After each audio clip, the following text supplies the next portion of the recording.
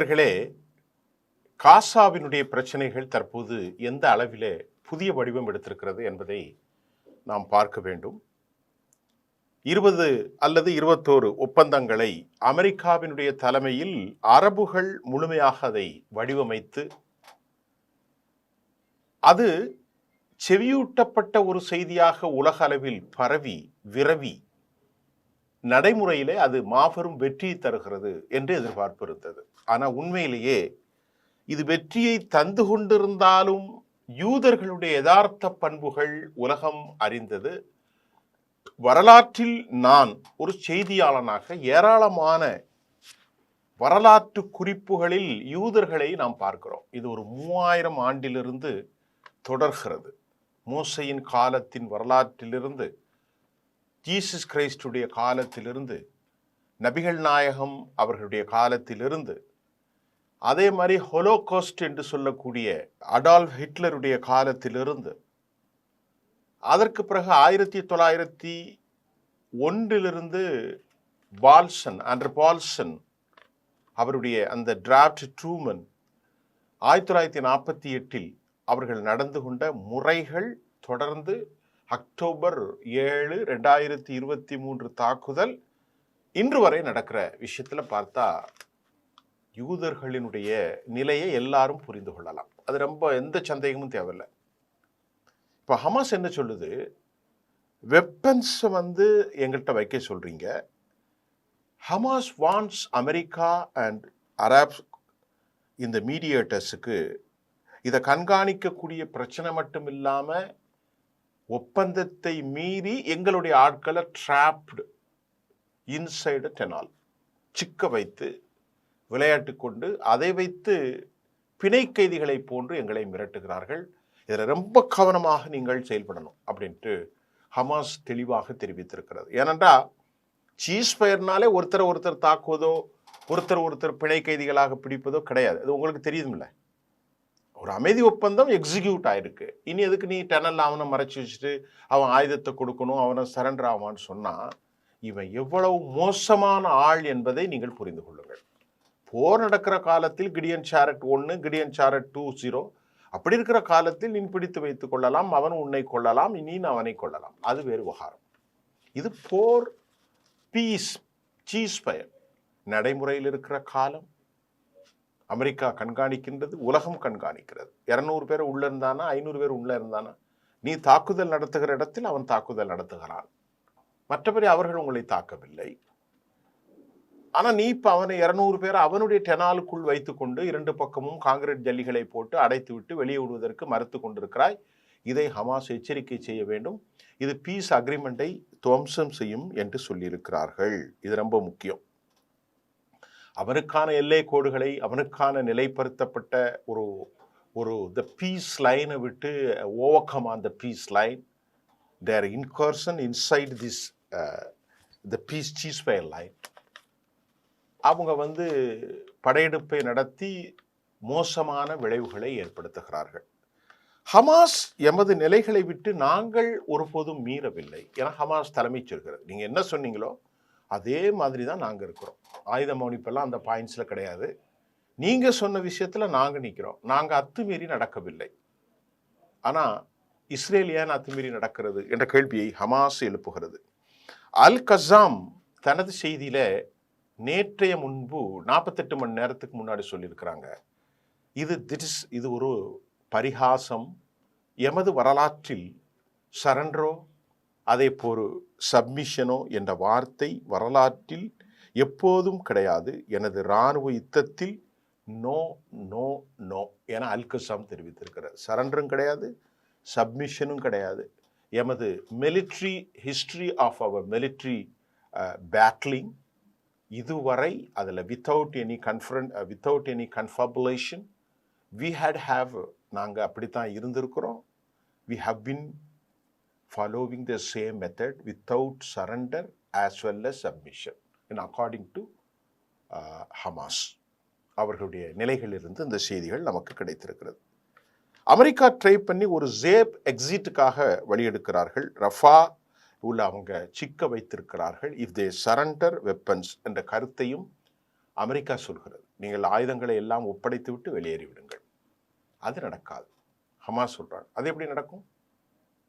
எங்களை காப்பாத்துறேன், ஆயுதங்களை கொடுங்க அப்படின்னு சொன்னா ஆயுதங்கள் எங்களுக்கு தேவை. இவனை நம்பி எப்படி நாங்கள் ஆயுதத்தை ஒப்படைக்கிறது என்ற கேள்வியை அவர்கள் தொடர்ந்து எழுப்பிக் கொண்டிருக்கிறார்கள். இதை ஏற்க இஸ்ரேல் மறுத்திருக்கிறது. அது இப்பொழுது அமெரிக்கா அவர்களை பாதுகாப்பாக விடுதலை செய்ய முயற்சிகளை மேற்கொள்கிறது. இஸ்ரேல் ட்ரூஸ் வயலேஷன் என ஹமாஸ் குற்றச்சாட்டிருக்கிறது. 120க்கு முறை அவர்கள் ட்ரூஸ் வயலேஷன் செய்திருக்கிறார்கள். ஹமாஸ் கசானுடைய பிரிகேட்ஸ் என்ன சொல்லியிருக்கிறார்? மீடியேட்டர்களுக்கு ஒரு டெமான்ஸ்ட்ரேஷன், ஒரு அக்கௌண்டபிலிட்டி, அவர்களுடைய டிமாண்டிங் இந்த கண்டினியூஸ் ஆஃப் சீஸ்ஃபயர், அவர்களுக்கு தான் அக்கௌண்டபிள் இருக்கிறது. நீங்க தான் கவனமாக அதை முற்கள் எடுக்க வேண்டும் என அல் கசாம், அல் குஸ் மற்றும் ஹமாஸினுடைய தலைமை சொல்லிக் கொண்டிருக்கிறது. மிகச் சிரமத்தோடு நாங்கள் ஹோஸ்டேஜை ஒப்படைத்தோமோ இல்லையா, 20 பேரை உயிரோடு அனுப்பினோமோ இல்லையா, எஞ்சிய 4 பேர் உடல்களையும் இனி அனுப்ப போகிறோமோ இல்லையா, இதுவரை உங்கள் சீஸ்பயரில் நாங்கள் பிடிச்சு வச்சு எல்லாரையும் அழகாக நடத்தினோமே, அவ்வளவும் பொய். நீங்கள் சொல்றது நாங்கள் கற்பழிப்பு செஞ்சோம், நாங்கள் கடத்தினோம், அவ்வளவும் பொய் என்பதை ஹமாஸ் சொல்லுகிறது. வேண்டுமென்றே bombarded on this burial site of the hostages of inside the Gaza. அவர்களை நாங்கள் உடலை பரியல் சைட்டில் வேண்டுமென்றே அவர்கள் குண்டை போட்டார்கள். நாங்கள் ஒருபோதும் எல்லை மீறவில்லை. ஹமாஸ். ட்ரம்ப் என்ன சொல்றார்? திரும்ப திரும்ப ஆப்ரஹாம் அக்கார்ட்ஸ் குறித்து தான் அவர் பேசுகிறார்.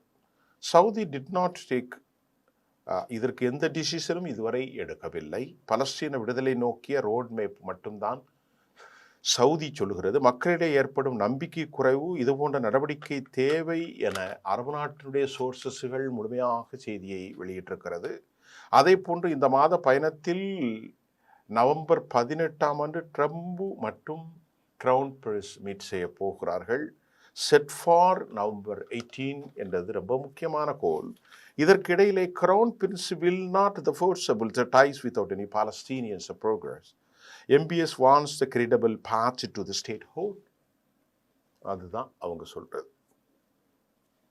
நீ சொன்ன மாதிரிலாம் ஏற்றுக்கொள்வதற்கு நாங்கள் தயாரில்லை. முதலில் பலஸ்தீனத்திற்கான விடுதலை, அதற்கான வடிவமைப்பு, அதற்கான ரோட் மேப்.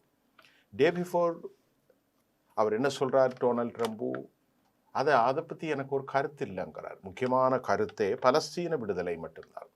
உலகம் முழுவதும் பேசுகிறது, அரபு நாடுகள் பேசுகிறது, யூரோப் யூனியன் பேசுகிறார், UK பேசுகிறது, ஸ்பெயின் பேசிக்கொண்டே இருக்கிறது, இமானுவேல் மேக்ரான் பேசுகிறார், அல்பர்ட் அல்பானியோ பேசிக்கொண்டிருக்கிறார், கனடா பேசியிருக்கிறது, ஜெர்மன் பேசுகிறது, நியூசிலாந்து பேசுகிறது, இந்தியா பேசுகிறது, பாகிஸ்தான் பேசுகிறது, எல்லாரும் விடுதலை. ஆனால் டொனால்ட் ட்ரம்ப் சொல்றார், அப்படியா, அதை பற்றி எனக்கு ஒன்றும் தெரியாது அப்படிங்கிறார். பலஸ்தீன விடுதலை பற்றி பைத்தியக்காரத்தனமான பேச்சு, அமெரிக்காவின் பேச்சு. சவுதி அமைச்சருடைய தீவிரமான ஆதரவை கோருகிறார்கள். தனி பலஸ்தீனிய தேசம் உருவாகும் வரை இது குறித்த ஆப்ரஹாம் அக்காடும் இல்லை, ஒரு மண்ணும் இல்லை. 2018 ஜமால் கஷோக்கியினுடைய உடல்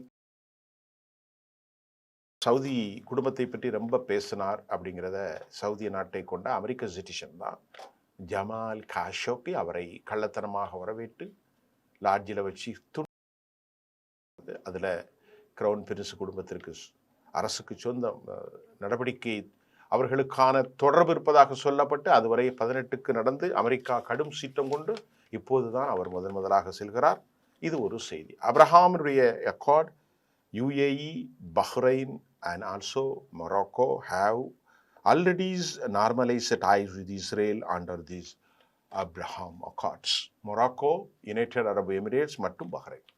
இப்போது இவர்களெல்லாம் சின்ன குட்டி தேசங்கள். சவுதி சேர வேண்டும், துருக்கி சேர வேண்டும்.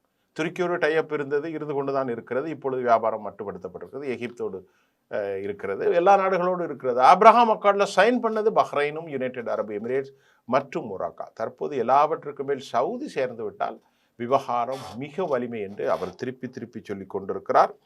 Trump expects more countries to join the accord in near future. வரும் காலத்தில் ஏராளமான நாடுகள் அனைத்தும் சேர வேண்டும் என்று அவர் நம்பிக்கை கொள்கிறார். November 5 Saudi Arabia might be joined very soon. அதற்கான முன்னெடுப்பு நடக்கலாம், பேசலாம் என்ற செய்திகள் அமெரிக்காவின் தரப்பில் சொல்லப்பட்டிருக்கிறது. சவுதி இஸ்ரேல் உண்மையிலேயே ஒரு ரீஷேப்டு ரீஜன் பாலிட்டிக்ஸாக இருக்கும். இது அந்த பக்கத்தில் ரொம்ப வலிமைப்படுத்தப்படும். அமெரிக்காவுடைய இன்ஃப்ளூயன்ஸ் இந்த மிடில் ஈஸ்டில் ரொம்ப பிரமாதமாக இருப்பதற்கு இஸ்ரேலும் சவுதியும் ஒன்றாக சேர வேண்டும் என்று சொல்கிறது. 2022 இது வந்து டோட்டல் த கொலாப்ஸ் ஆப்ரஹாம் அக்கார்ட். காரணம், பலஸ்தீன விடுதலை பற்றி பேசினா பிரச்சனை இருக்காது. எகிப்து என்ன சொல்கிறது? பதர் அஃப்தாட்டி, எகிப்தினுடைய விவகாரத்துறை அமைச்சர், வெளிவிவகாரத்துறை அமைச்சர், கத்தர் பிரைம் மினிஸ்டர், இந்த 2 பேரும் Sheikh Abdul Rahman bin Jassim Al Thani conversation, very serious conversation on Gaza ceasefire, ரொம்ப கவனமாக அவர்கள் பேச்சு நடத்தி கொண்டிருக்கிறார்கள். அல் காஹிரா நியூஸ் இது குறித்து கதவி எகிப்தினுடைய future of Palestinian West Bank பற்றி விவாதிப்பதற்கான நடவடிக்கை. பலஸ்தீனம் இவற்றில் அரபுகள் வெஸ்ட் பேங்க் விவகாரத்தில் மிக கவலை, பலஸ்தீன விவகாரத்தில் மிக கவலை. இதுக்கிடையே 6,60,000 மேற்பட்ட குழந்தைகள் படிப்பை நாசமாகி இருக்கிற யூதர்கள், பள்ளிக்கூடம் இல்லை. கிட்டத்தட்ட 815 ஸ்கூல், கிட்டத்தட்ட 97% of damaged and destroyed by Israel army. Deliberately destroyed, வேண்டுமென்றே ஸ்கூல் ஜோன் எல்லாம் அழித்தார்கள் என்ற செய்தி வந்திருக்கிறது.